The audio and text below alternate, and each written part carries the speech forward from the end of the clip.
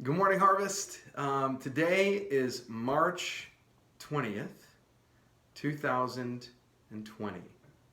Super special day because today, Harvest Rochester turns 4. happy birthday, Harvest.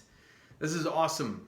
4-year anniversary. Who in the world thought that we'd be celebrating like this in social distancing? We'll remember our 4th anniversary forever.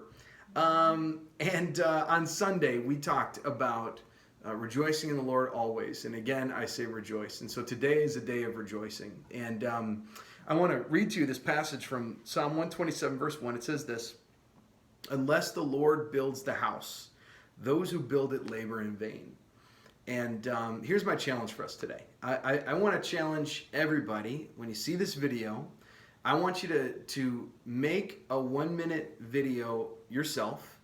Just grab your phone, open it up, and let's flood our social media feeds today with rejoicing. Let's rejoice that God has built the house. We've said from the beginning that this is not something that we could ever do on our own, and God did it, and He's doing amazing things. And man, do we need to be a church that rejoices now more than ever. So what are you rejoicing in? What over the past year, the past 3 years, the past 4 years, or even the past 5 years, if you're a part of the core team, what are you rejoicing in the Lord, that God has done in your heart here at Harvest, or just that you've seen? So first up is the First Lady. That's right. So Shan is going to go first. Babe, what are you rejoicing in? So God has done so much. He's built this house. What are you rejoicing in right now that God has done? I think thinking back over the last 4 years, I am just reminded of God's faithfulness in provision.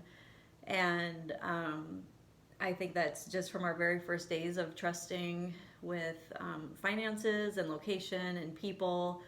And even now, just seeing how God has provided in people's lives, and so much that He is doing. And then even now, through this crazy time that we are living in, and just seeing people come together, just with resources and talents, just to get our church online. And I know that people will be able to look back on God's faithfulness if they have provided for finances, as I know people have lost jobs in our church.